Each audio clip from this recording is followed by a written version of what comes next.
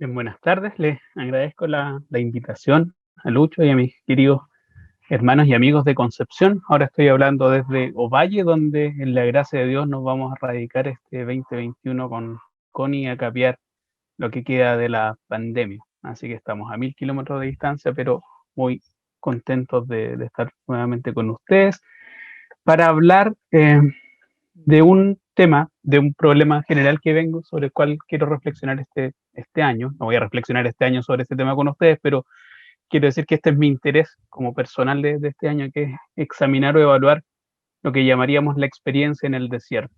La experiencia en el desierto como un problema no solamente histórico, sino también teológico que cruza la narrativa bíblica, desde el Antiguo al Nuevo Testamento. Y esto supone conocer ciertas dimensiones de la historia bíblica, particularmente estoy pensando en el libro de Éxodo y el libro de Números, en el entendido que en la experiencia en el desierto, esos 40 años tienen un valor formativo para el pueblo de Israel muy radical, muy determinante. Eh, y son determinantes en qué sentido, es que va a ser justamente ese interludio, la salida, la liberación de Egipto, el paso por el desierto para Canaán, es una etapa formativa en el carácter de ese pueblo, ¿no? Nosotros a veces tendemos a perder de vista que durante 4 siglos los israelitas han estado cautivos y esclavos en el pueblo de Egipto. Lo que más conocen, con lo que más tienen costumbre, familiaridad, afinidad, es con la idolatría, con el sistema de vida de Egipto. De hecho, el nombre de Dios parece serles desconocido o ajeno.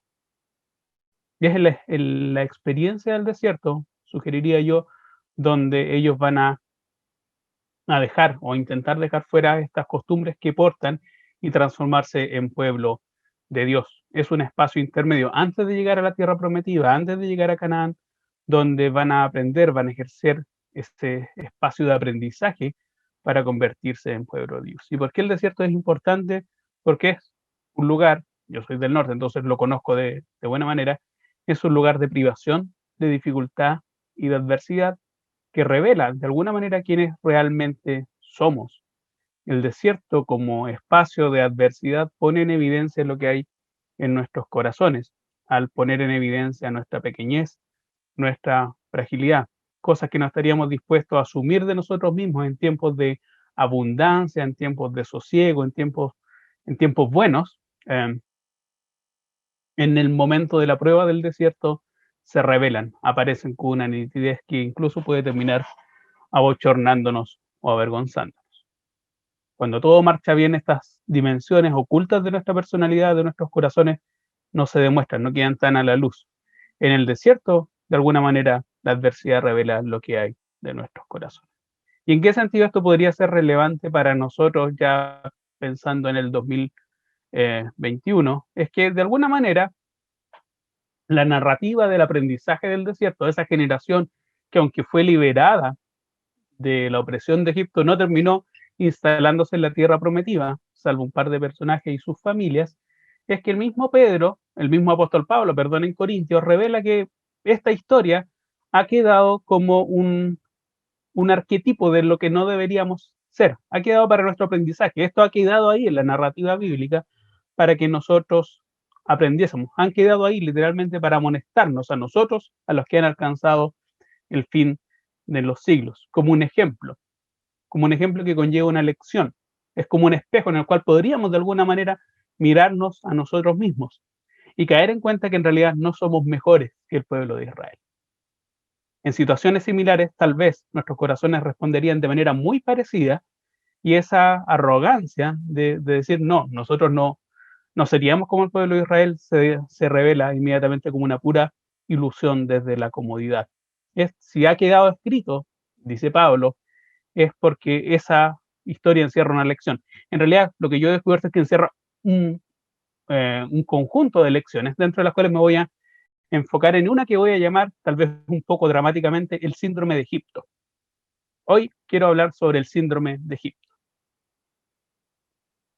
Una de las cuestiones que he descubierto cuando uno examina la narrativa de la etapa del desierto es que eh, estos 40 años revela la volubilidad de nuestros corazones, nuestra inconstancia, de nuestro compromiso con Dios.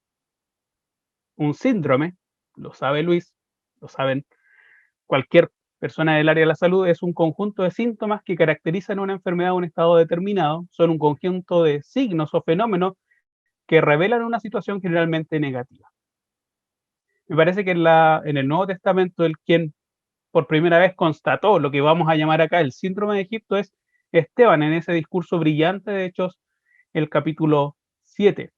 En Hechos el capítulo 7, lo que hace Esteban frente a los fariseos que lo están acusando es desplegar frente a sus ojos justamente esta narrativa que conduce desde Abraham hasta Moisés y que revela un patrón de conducta recurrente que es la dureza del corazón y la rebelión constante frente a Dios, entre otras cosas. Revela muchas cosas, pero eso es lo que traza Esteban para probar su punto.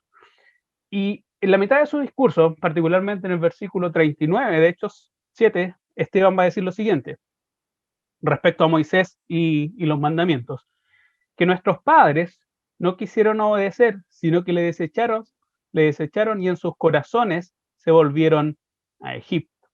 Es el primero que denuncia este patrón de nostalgia por Egipto. El síndrome de Egipto revela una nostalgia por Egipto, una nostalgia por la esclavitud, una nostalgia idealizada por aquellos años en donde nosotros creíamos que éramos felices y nos iba mejor que a la sombra y al amparo de Dios. Puede sonar terrible decir esto en reunión de jóvenes, pero es un patrón de conducta mucho más importante y arraigado de lo que podríamos sospechar y que se traduce en términos muy simples.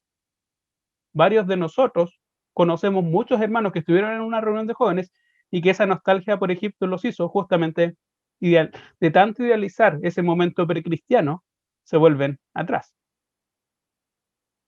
La nostalgia por Egipto evidencia esa hambre, esa idealización de ese estado, llamémoslo así, precristiano, y que conduce, cuando es constantemente alimentada esa nostalgia, para romper justamente con el cristianismo, con la identificación con Cristo y volverse atrás. Eso es el síndrome de Egipto. En el peor de los escenarios, cuando se agrava el panorama clínico, ese escenario termina con el abandono de la fe. No es un asunto irrelevante, no es un asunto sin consecuencias dolorosas para los mismos hermanos y hermanas que abandonan, como aquellos que hemos visto cuántos han quedado en el camino. La NBI dice, nuestros antepasados no quisieron obedecerlo a él, sino que le rechazaron. Lo que realmente deseaban era volver a Egipto. La Reina Valera contemporánea dice, lo rechazaron porque en su corazón querían volver a Egipto. Y este patrón, tal como lo instala Esteban, acá tiene que ver con lo siguiente, que es un problema de un deseo. No es una cuestión de aptitud, una cuestión de capacidad, sino una cuestión de disposición de corazón y de voluntad. No quisieron obedecerle o no estaban dispuestos a obedecer. No es que no podían obedecer o no tenían la capacidad intelectual o espiritual de obedecer. Es más bien, había una disposición a no obedecer. Segundo concepto del 39 es notable. Le desecharon. Es exactamente cuando uno compara ahí, lo arroja o lo tira a la basura, lo lanza lejos. Está vinculado con la idea de repudiar algo que me resulta desagradable y no lo dejo al lado de manera disimulada, sino que lo tiro lejos con escándalo, que se note que lo estoy rechazando. Lo desecharon. Y por último, esta idea de volver atrás. He avanzado en una dirección y de repente esa dirección me parece insoportable, insufrible y por lo tanto me vuelvo atrás. Eso es un patrón de conducta que está revelando acá Esteban y que va a ser el punto de entrada de lo que vamos a llamar acá como el síndrome de Egipto. Síndrome de Egipto sería eso, una disposición de dureza del corazón plasmada en un rechazo por Dios y que tiene como consecuencia un retorno a Egipto, porque está instalado en ese deseo. Ahora, ese deseo parte con una cuestión, llamaríamoslo así, de memoria, de distorsión del recuerdo colectivo de la experiencia pasada. El síntoma más patente es como cuando uno le dice COVID fiebre inmediatamente o tos seca, es el síndrome más patente que uno se está enfrentando a el síndrome de Egipto es la selectividad de la memoria, la distorsión del recuerdo. Ese es el rasgo más marcado, es el primer indicador de alerta. que es esta idea de que Egipto fue un espacio de maravillas. Ahí realmente lo pasábamos bien, ahí realmente estábamos plenamente satisfechos. Ahí nuestros corazones descansaban y tenían todo lo que necesitaban. Ese es un aspecto de fondo, puesto que el síndrome de Egipto, insistiría, se caracterizaría por la idealización de ese pasado pecaminoso. Ahora, como ese patrón comienza así, y por eso estoy llamando que es una distorsión del recuerdo, convendría volver a Éxodo para decir cuál es el estado real de Egipto. Una cosa es como los cristianos cuando sufren del síndrome de Egipto imaginan lo que fue la experiencia en Egipto, que, huelga decirlo, generalmente funciona como una analogía del mundo, nuestro estado precristiano. Antes de conocer la cruz de Cristo y el Evangelio, vivíamos simbólicamente en Egipto. Y puesto que es una distorsión del recuerdo, convendría volver a revisar Éxodo. No voy a leer Éxodo porque esto voy a ir tomando pasajes de Éxodo y Números para ir ilustrando cómo funciona, cómo opera esta nostalgia por el mundo, esta nostalgia por Egipto.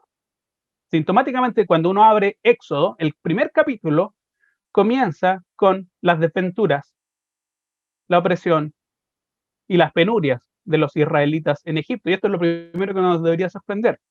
¿Cómo se idealiza una experiencia, una instancia de opresión que incluso tiene avisos de genocidio? La eliminación sistemática de los varones primogénitos de Egipto es justamente una práctica de control demográfico que linda en una política genocida. Se habla de dureza, de certidumbre, de servidumbre, de pago de impuestos forzosos, de trato con crueldad para forjar eh, la grandeza del imperio egipcio, y no hay imperio que se haya forjado a expensas o prescindiendo de mano de obra esclava tratada con dureza. Acá los israelitas durante 400 años, durante 4 siglos, han sometido esas condiciones de trabajo forzado, esas condiciones de servidumbre. Y que lo que remarca acá es que esos 4 siglos terminan convirtiéndose en una voz, en un clamor, que en el capítulo 3 Dios va a traducir como un deseo, como un anhelo de liberación. Dice el Éxodo en el capítulo 3, versos 7 y 9, dice, he visto lo mucho que ha sufrido mi pueblo en Egipto de mano de sus opresores y he escuchado sus lamentos. Estoy consciente de su dolor. Ahora voy a bajar a salvar a mi pueblo de los egipcios y los voy a sacar de allá y los voy a llevar a una tierra buena y espaciosa que rebosa leche y miel. Dice el 9, he escuchado los lamentos de los israelitas y también he visto la crueldad con que los egipcios los tienen sometidos. La primera constatación entonces es que el síndrome de Egipto, la nostalgia por Egipto, funciona con la idealización de un estado de cosas que cuando estábamos allí no era tan lindo, no era tan rosado, no era tan color de rosa como lo imaginábamos. El libro de Éxodo parte justamente revelando la crueldad, la opresión, la tiranía a la que habían sido sometidos los israelitas, que se tradujo en un clamor que Dios terminó conmoviendo el corazón de Dios para utilizar a Moisés para liberarlos de ahí. Y el Éxodo, lo sabemos desde el propio título, consiste en cómo Dios cumple esa promesa, ese anhelo de liberación y saca al pueblo de Egipto. Lo que un autor de manera muy ingeniosa ha llamado el gran dilema no era tanto sacar al pueblo de Egipto, sino sacar a Egipto del pueblo. Ese juego de palabras revela justamente lo que va a ser la experiencia del desierto y en realidad de toda la historia del pueblo de Israel antes del exilio. Una cosa es sacar al pueblo de Egipto y lo otro es sacar a Egipto del pueblo. Estos 4 siglos de prácticas idolátricas, formas de servidumbre arraigadas en sus corazones. Ahora, la idealización comienza de inmediato, comienza incluso antes de huir de Egipto. Después de ese portentoso choque de divinidades que iban a ser las 10 plagas, Dios derrotando cada una de las eh, materializaciones de la idolatría egipcia, imponiéndose sobre todo cada uno de los dioses que tiene Egipto para revelar que es el soberano, el que está por sobre toda otra deidad. Después de eso, el pueblo se enfrenta ante el Mar Rojo, la puerta hacia el desierto. Y el síndrome de Egipto comienza de inmediato. Comienza de inmediato en Éxodo 14, verso 10, va a decir así: tienen que tener al pueblo frente al Mar Rojo y con el ejército de Faraón persiguiéndolos. Están acorralados, están sin salida. Y en esa situación de dificultad, generalmente el síndrome de Egipto se expresa, se revela en situaciones de dificultad. De ahí que es importante la narrativa del desierto, cosas que no estaríamos dispuestos a asumir o aceptar cuando la vida marcha miel sobre hojuelas, sí se revela inmediatamente como una enfermedad de nuestro corazón en tiempos de premura, en tiempos de adversidad. Y antes de cruzar el Mar Rojo ya comienza a revelarse estos síntomas. Cuando Faraón se hubo acercado a los hijos de Israel, alzaron sus ojos, y aquí que los egipcios venían tras ellos, por lo que los hijos de Israel temieron en gran manera y clamaron a Jehová y dijeron a Moisés: ¿no había sepulcros en Egipto que nos has sacado para que muramos en el desierto? ¿Por qué has hecho así con nosotros que nos has sacado de Egipto? ¿No era esto lo que te hablábamos en Egipto, diciendo: déjanos servir a los egipcios, porque mejor nos fuera servir a los egipcios que morir nosotros en el desierto? ¿Para qué nos sacaste? Nos iba mejor en Egipto, estábamos mucho mejor en Egipto. Y la respuesta de Dios frente a esa queja, frente a ese primer atisbo del corazón, que siquiera antes de salir de Egipto ya quiere regresar a Egipto, es abrir el Mar Rojo de manera portentosa frente a sus ojos. No obstante, este primer encuentro entre la nostalgia de Egipto, ese deseo de volver atrás, y la respuesta de Dios frente a esa queja, van a formar un patrón de conducta y de relación que sugeriría yo tiene visos enfermizos. Para ponerlo en términos del siglo XXI, en jerga joven, tiene visos tóxicos. ¿Por qué? Porque crea una espiral de conductas donde cada respuesta sobrenatural, poderosa y portentosa de Dios frente a la queja del pueblo de Israel no clausura, no termina esa espiral de quejas. Al contrario, parece alimentarlo más. Entonces el patrón es: el pueblo se queja, Dios responde de manera sobrenatural, esos hechos portentosos deberían apaciguar toda queja y dejar clausurada toda duda, toda sospecha de que Dios no tiene la capacidad de responder frente a mi necesidad, y no obstante ocurre todo lo contrario. Más bien genera un efecto perverso, que es justamente aquello que va a denunciar el Salmo 78. El Salmo 78 es un salmo magistral, por lo crudo de su narración. Lo crudo de su narración es ahí donde está en evidencia esto, es que cada respuesta de Dios no va ablandando el corazón, sino al contrario, lo va endureciendo. El pueblo responde tentando a Dios, tratándolo como si fuese un ídolo cualquiera que está sujeto a sus caprichos. Y ahí es una primera constatación. No obstante, otra de las cosas que nos enseña el desierto es justamente eso, cómo funciona el patrón de endurecimiento del corazón en el desierto. Spoiler, lo dejo ahí. Pero este patrón de murmuración no destruye la incredulidad. La respuesta de Dios, irónicamente, no despeja las dudas sobre su poder, sino va endureciendo de manera permanente y persistente el corazón. Solamente porque, para seguir con el argumento de Salmo 78, es un arrepentimiento puramente externo, es de los labios para afuera. Cambia la situación, volvemos al mismo patrón. El segundo momento donde vuelve a aparecer esta nostalgia por Egipto se narra en los capítulos 16 y 17 de Éxodo. No voy a leerlos enteros, que tiene que ver con un sentimiento de privación, un sentimiento de ausencia de cuestiones que el pueblo estima necesarias. Y aquí no estoy valorando lo que cree el pueblo de Israel: provisión de alimento y provisión de agua, el episodio del maná y el episodio del agua de la roca. Eso es lo que narra Éxodo 16 y 17. Vamos a leer Éxodo 16:3, dice: y decían los hijos de Israel: ojalá hubiéramos muerto por mano de Jehová en la tierra de Egipto, cuando nos sentábamos a las ollas de carne, cuando comíamos pan hasta saciarnos, pues nos habéis sacado de este desierto para matar de hambre a toda esta multitud. Aquí comienza la primera distorsión del recuerdo. Egipto como el espacio de abundancia, donde comíamos lo que queríamos, cuando queríamos, donde esta ausencia de provisión no la teníamos.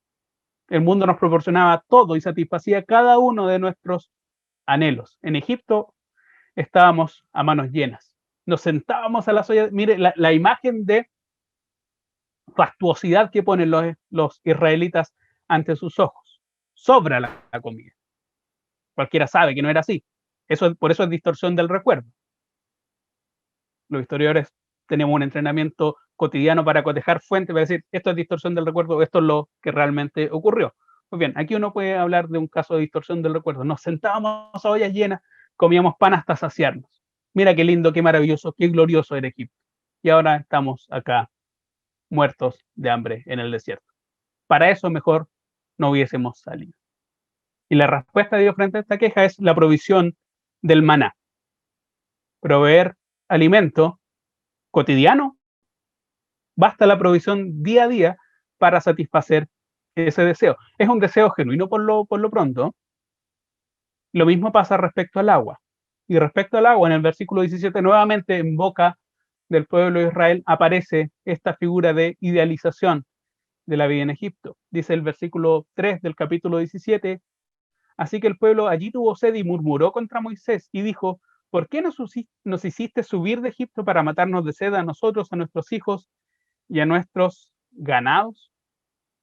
¿Para qué nos sacaste de Egipto? Mira lo bien que lo pasábamos en Egipto.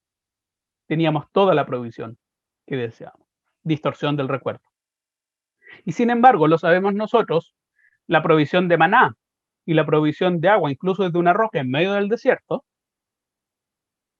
no clausura la dinámica de murmuración y de nostalgia por Egipto. Y esta es la clave, porque el síndrome de Egipto no evidencia o no expresa una ausencia de poder de Dios.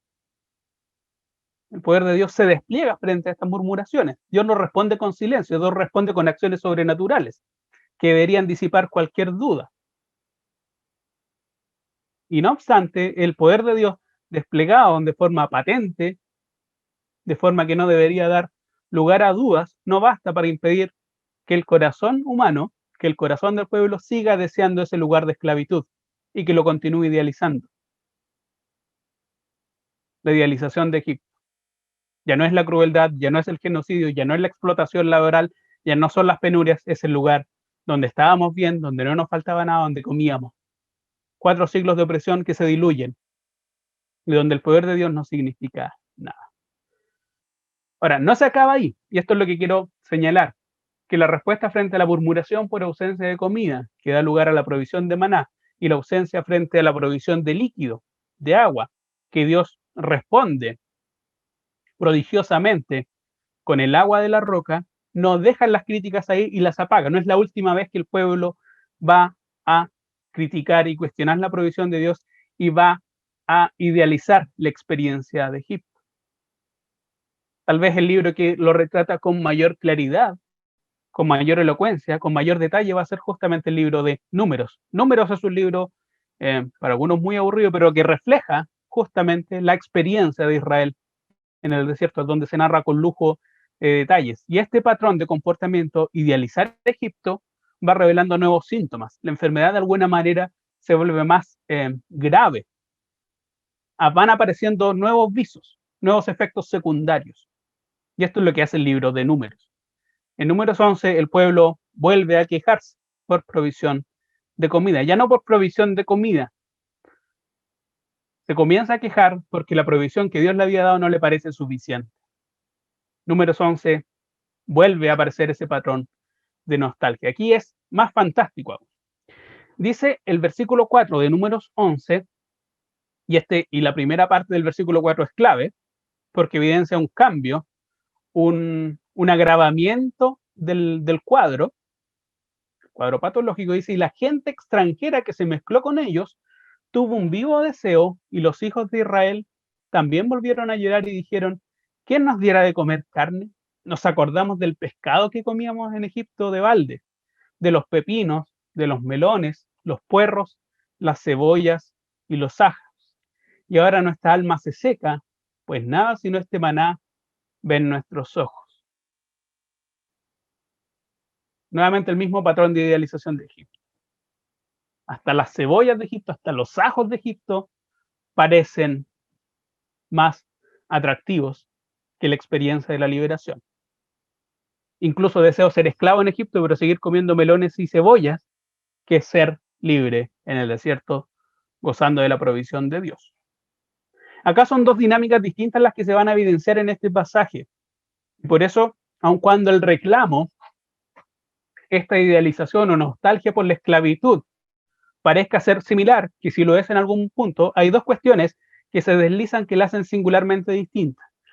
La primera es que la intimidad con los pueblos extranjeros que habitan el desierto, que era un riesgo que Moisés tenía muy claro y que Dios había insistido, porque probablemente con toda seguridad lo que iba a pasar no es que los inconversos se terminaran convirtiendo frente al pueblo de Dios, sino todo lo contrario, que el pueblo de Dios consumiese y digiriese e hiciese suyas las prácticas idolátricas de los pueblos que lo rodeaban.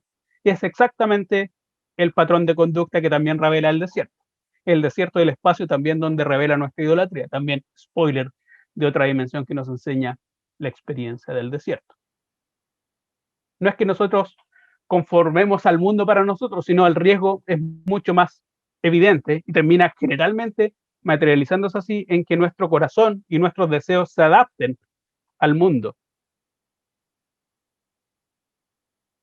Pensar como ellos piensan y desear lo que ellos desean. Si se fijan, no es algo que solamente aparezca en números. Pedro, el apóstol Pedro, en primera de Pedro, ya llamó la atención sobre cómo nuestros deseos generalmente están amoldados, toman la forma de nuestra naturaleza pecaminosa. Eso lo enseña Pedro, primera de Pedro. El problema es que acá nuestra naturaleza pecaminosa que quiere moldear nuestros deseos, acá es alimentada por un sistema de referencias, un sistema cultural, un patrón de conducta externo en el cual del cual formamos parte, que empuja y que alimenta esa naturaleza pecaminosa, como si no bastase con nuestro enemigo interno, que somos nosotros mismos, nuestra naturaleza caída. Además hay un marco de referencia, el mundo que empuja y que estimula esa naturaleza caída. Es exactamente lo que está pasando acá en Números 11. Es el contacto con los pueblos del desierto, con los incircuncisos, los que empujan al pueblo de Dios a idealizar la carne de Egipto, los pescados, las cebollas, hasta los ajos. Y acá la expresión es patética, es un vivo deseo, un lloro, es como un anhelo que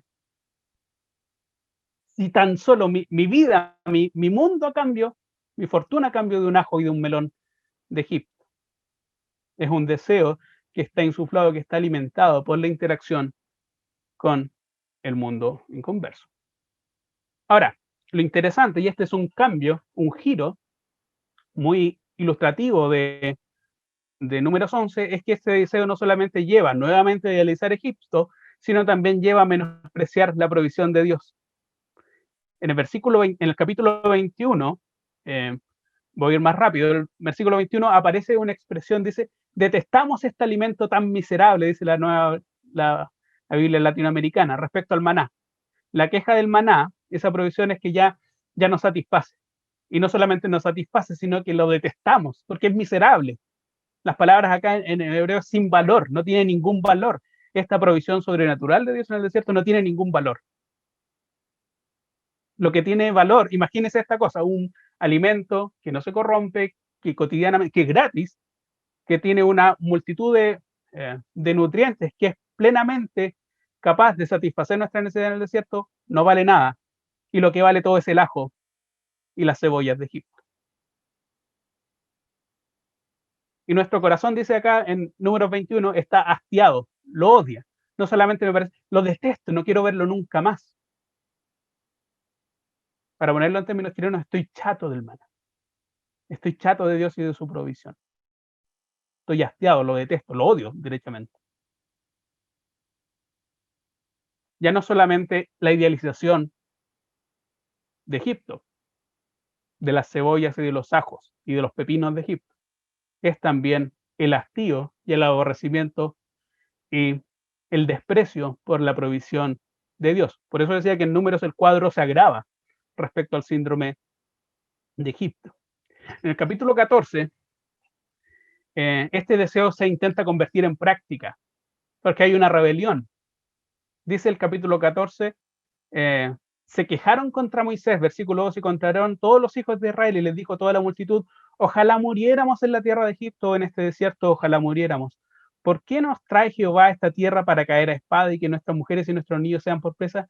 ¿No nos sería mejor volvernos a Egipto? Y decían el uno al otro, designemos un capitán y volvámonos a Egipto.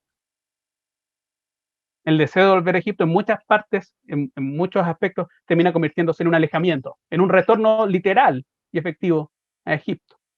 Ese deseo, esa idealización del pasado, esclavo, explotado, y ese desprecio sistemático por la provisión de Dios, por lo que se encuentra en Dios, equivale muchas veces a un deseo de romper con eso y retornar a Egipto. Eso es un cuadro patológico más grave. En síntesis, porque ya el tiempo me ha alcanzado. Los israelitas en el desierto, esta es la enseñanza a propósito de lo que he llamado el síndrome de Egipto.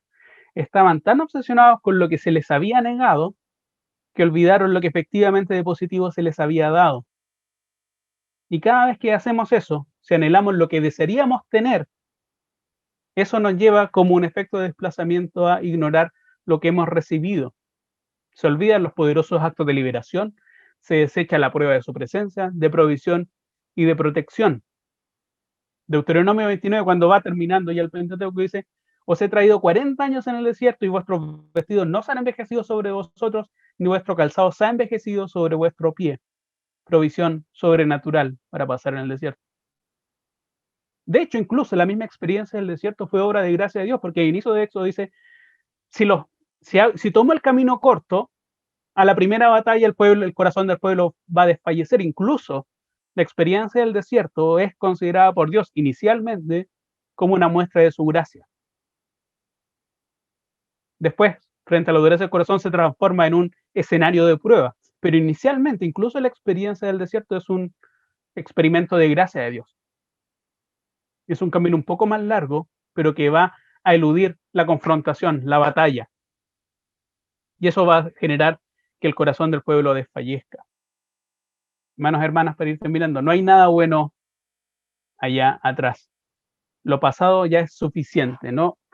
Y el síndrome de Egipto funciona así, en idealizar lo que en su momento no fue, lo que en su momento despreciamos. El mundo, esa cosa que sabíamos que no era capaz de satisfacer nuestros corazones, en el momento de la adversidad, irónicamente lo terminamos idealizando. De manera que no deberíamos tener nostalgia por las cosas de las cuales en su momento buscamos liberarnos, cuando pedimos al Señor que nos liberara y que nos sacase de ahí, cuando nos arrepentimos. Lo segundo es que ninguno de nosotros le debe un minuto y un segundo más al mundo. No quedamos en debe con el mundo. No hay cosas que pudiéramos haber hecho antes de ser cristianos. No hay cosas que quedaron pendientes y que me gustaría volver a realizar.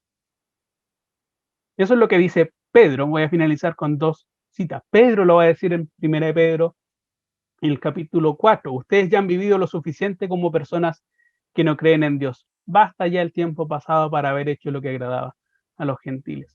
No pienses que debes algo. De hecho, tu propia vida como inconverso ya fue suficiente tiempo malgastado. No tienes a qué volver para redimir expectativas o deseos frustrados. El tiempo pasado ya fue suficiente tiempo perdido para que aún en tu corazón albergues una posibilidad de retornar para cumplir, para satisfacer, para regocijarte en la esclavitud, en las cebollas, en los puerros de Egipto. Esa es distorsión de recuerdo. Y lo segundo es recordar que incluso la experiencia en el desierto no es la experiencia definitiva. Es un paréntesis, es un interludio, es un preámbulo de la verdadera promesa. Recordemos al Señor hablando en Éxodo 3, no los voy a sacar de Egipto para llevarlos al desierto. El escenario final y definitivo es Canaán, la tierra donde fluye leche y miel. El paso por el desierto es solamente un estadio intermedio. Y C.S. Lewis lo dijo de manera mejor. Hermano, hermana, hay cosas mucho mejores por delante que cualquier cosa que hayamos dejado atrás. Lo mejor está más adelante de nosotros. Lo mejor no está atrás de nosotros. Lo mejor no es esa experiencia precristiana. Lo mejor no es Egipto con sus ataduras. Lo mejor está por delante. Y que el Señor nos ayude a no desanimarnos y a seguir adelante, no con nuestras propias fuerzas, no con nuestra propia fuerza de voluntad, sino puestos los ojos en Jesús, el autor y consumador de la fe, para que nuestro ánimo no se canse, porque se cansa hasta desmayar, que sí se puede desmayar. Eso. El Señor bendiga su palabra.